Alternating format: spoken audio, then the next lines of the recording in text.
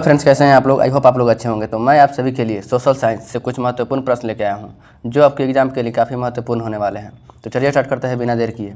प्रश्न संख्या 138 है, शिवाजी के प्रशासन में मंत्री परिषद को क्या कहा जाता था? तो इस प्रश्न का सही उत्तर हो जाएगा ऑप्शन नंबर बी, अष्टप्रधान। शिवाजी के प्रशासन काल में मंत्री परिषद को अष्टप्रधान कहा जाता था। अगला प्रश्न है, शिवाजी के अधीन वित्त और सामान्य प्रशासन के लिए निम्नलिखित में से कौन सा उत्तरदायी था? तो इस प्रश्न का सही उत्तर हो जाएगा option number B, Peshwa. Shivaji के अधीन वित्त और सामान्य प्रशासन के लिए पेशवा उत्तरदायी था। अगला प्रश्न है, शिवाजी के प्रशासन में कौन सा अधिकारी पत्राचार का कार्य संभालता था? तो इस प्रश्न का सही उत्तर हो जाएगा ऑप्शन नंबर ए, सचिव। शिवाजी के प्रशासन में सचिव पत्राचार का कार्यभार संभालता था। अगला प्रश्न है, शिवाजी के अष्टप्रधान में पंडित राव किस विषय से संबंधित थे? तो इस प्रश्न का सही उत्तर हो जाएगा ऑप्शन नंबर सी, धार्मिक और धर्मार्थ गतिविधियां के लिए से संबंधित है। अगला प्रश्न है, 1674 में अपने राज्याभिषेक के बाद शिवाजी ने कौन सी उपाधि धारण की? तो इस प्रश्न का सही उत्तर हो जाएगा ऑप्शन नंबर बी, छत्रपति। 1674 में राज्याभिषेक के बाद शिवाजी ने छत्रपति का उपाधि धारण किया था। अगला प्रश्न है, शिवाजी के राजस्व प्रणाली में प्रयुक्त मापने की छड़ी को क्या कहा जाता था? तो इस प्रश्न का सही उत्तर हो जाएगा ऑप्शन नंबर बी, काठी। अगला प्रश्न है, वह कौन सा कर था जो पड़ोसी क्षेत्रों में मराठों द्वारा वसूले गए भूमि राजस्व का 1/4 हिस्सा होता था? तो इस प्रश्न का सही उत्तर हो जाएगा ऑप्शन नंबर सी, चौथ। अगला प्रश्न है, निम्नलिखित में कौन मराठा सेना में सिलहदारों का रखवाला करता था? तो इस प्रश्न का सही उत्तर हो जाएगा ऑप्शन नंबर ए, कुलीन। अगला प्रश्न है, 1664 और फिर 1670 में शिवाजी द्वारा लूटा गया मुख्य बंदरगाह कौन सा था? तो इस प्रश्न का सही उत्तर हो जाएगा ऑप्शन नंबर सी, सूरत बंदरगाह। अगला प्रश्न है, 1665 में शिवाजी के विरुद्ध मुगल सेना का नेतृत्व किसने किया और पुरंदर की संधि पर हस्ताक्षर किए?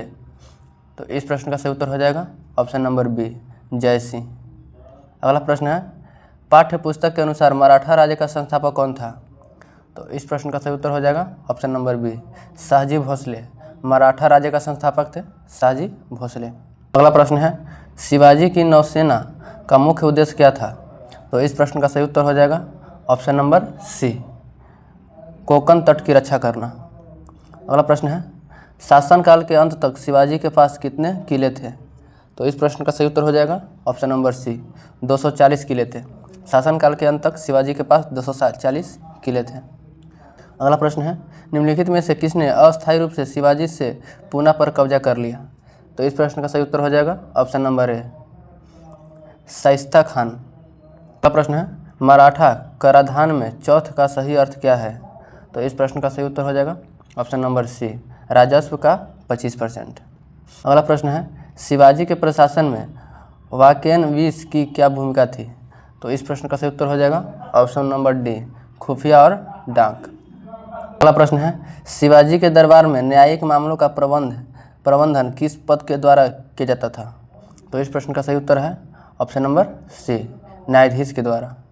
अगला प्रश्न है, 1761 में मराठा शक्ति के लिए निर्णायक और घातक प्रहार किस युद्ध को माना गया?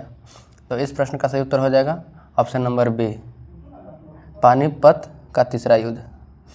अगला प्रश्न है, 1802 में अंग्रेजों के साथ बेसिन की संधि पर किसने हस्ताक्षर किए थे? तो इस प्रश्न का सही उत्तर हो जाएगा option number C, Peshwa Bajirao द्वितीय। अगला प्रश्न है, 1528 में राजपूत शासक मेदिनी राय ने चंदेरी पर किसने कब्जा किया था? तो इस प्रश्न का सही उत्तर हो जाएगा ऑप्शन नंबर डी, बाबर। अगला प्रश्न है, 1539 में किस युद्ध में हुमायूं शेर शाह से हार गया था?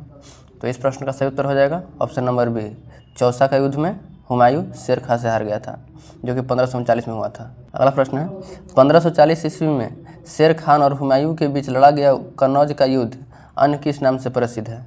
तो इस प्रश्न का सही उत्तर हो जाएगा ऑप्शन नंबर सी, बेलग्राम के युद्ध से प्रसिद्ध है। अगर वीडियो अच्छा लगा चैनल को लाइक और सब्सक्राइब करें और बेल आइकन को दबा दें ताकि इस तरह का प्रश्न आप तक पहुँचता रहे। जय हिंद।